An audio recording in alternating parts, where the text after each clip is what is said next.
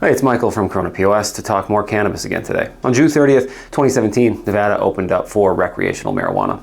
Since then, marijuana businesses have scrambled to get their hands on licenses and real estate. And as of 2022, there were 99 recreational marijuana dispensary locations in the state. Unsurprisingly, the Las Vegas area has the highest amount of cannabis retail businesses within its jurisdiction. Nevertheless, there are dispensaries spread throughout the Silver State. In fact, many cannabis researchers and market watchers argue that Nevada is poised to add many more dispensary licenses. Preparing yourself for all the details and demands of a cannabis retail business today will help you achieve approval and success as a dispensary owner down the road. So stay tuned for our guide detailing exactly how to open a dispensary in Nevada. First, to apply for a marijuana retail license, you have to go through the Nevada Cannabis Compliance Board, or CCB. Their website has paperwork that you can print, fill out, and send to their office. Along with this paperwork, you must provide detailed information and documents regarding a plan for your dispensary, including application and license fees, owner affiliation statement, owner agent cards, verification of medical certificates, a copy of your medical certificate or provisional letter, zoning approval letters, proof of distance requirements met, certificate of occupancy, landlord approval letter, registration with Nevada Secretary of State, local business licenses, and pre-operating inspection. As of August 2022, there's actually a freeze on issuing any further licenses for recreational dispensaries. Unfortunately, Nevada has at least temporarily capped the amount of marijuana retail locations they allow. On the CCB website, it states the following: the department is not currently accepting applications for marijuana licenses or medical marijuana registration certificates. The department will issue a 45-day notice prior to the opening of an application period.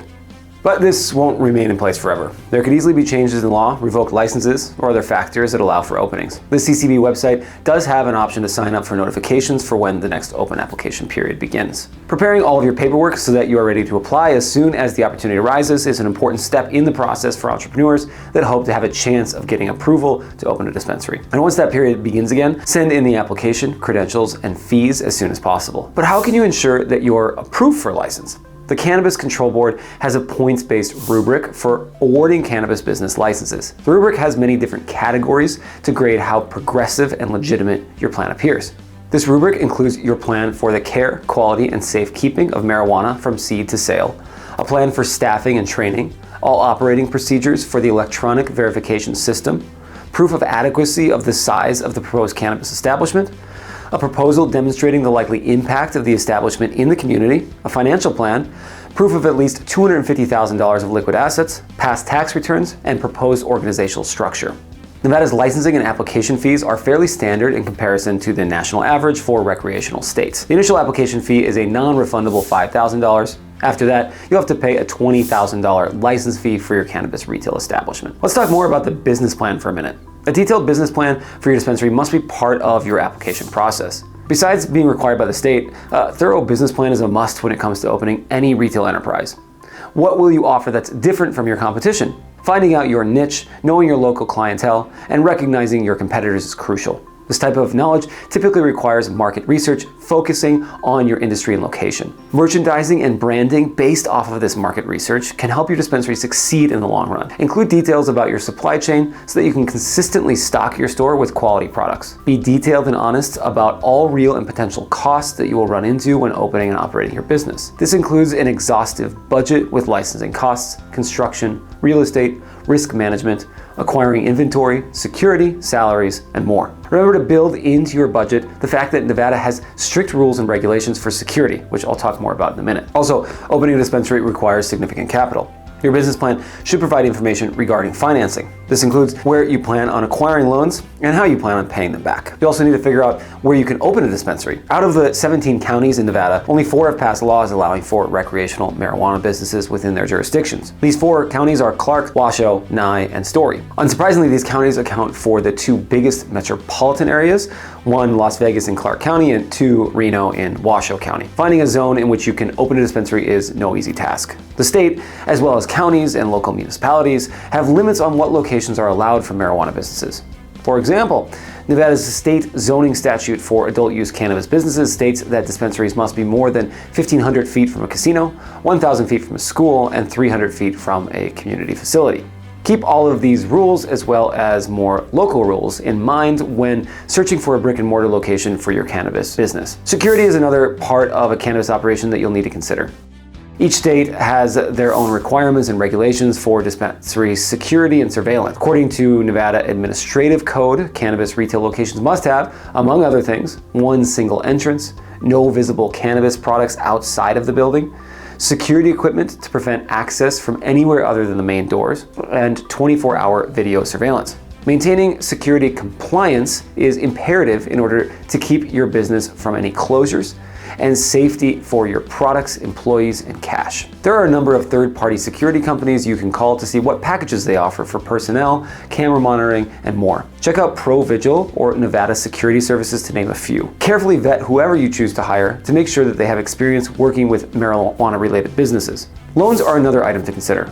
While some local banks and credit unions allow dispensaries to deposit cash in their vaults, they will not offer financing. Hence, it's necessary to reach out to alternative lending options to get the necessary capital to open your business. The first option is to look for angel investors or venture capital firms to loan you cash up front. The biggest advantage of working with these types of investors is that they often have industry connections and business knowledge that can provide significant assistance to you in your enterprise. On the other hand, you'll have to give up substantial equity in your business once you bring them on board. The other option is looking for a cannabis industry lending company. There are more and more of these types of financiers popping up all over the country. Check out Fund Canna, who offer equipment financing, working capital loans, lines of credit, and dispensary loans, and operate in the state of Nevada. Another similar institution is Diamond Business Loans, who offer real estate and small business financing in the cannabis sector. Next, consider your staffing. Cannabis is no different than most other retail businesses. Good workers are crucial.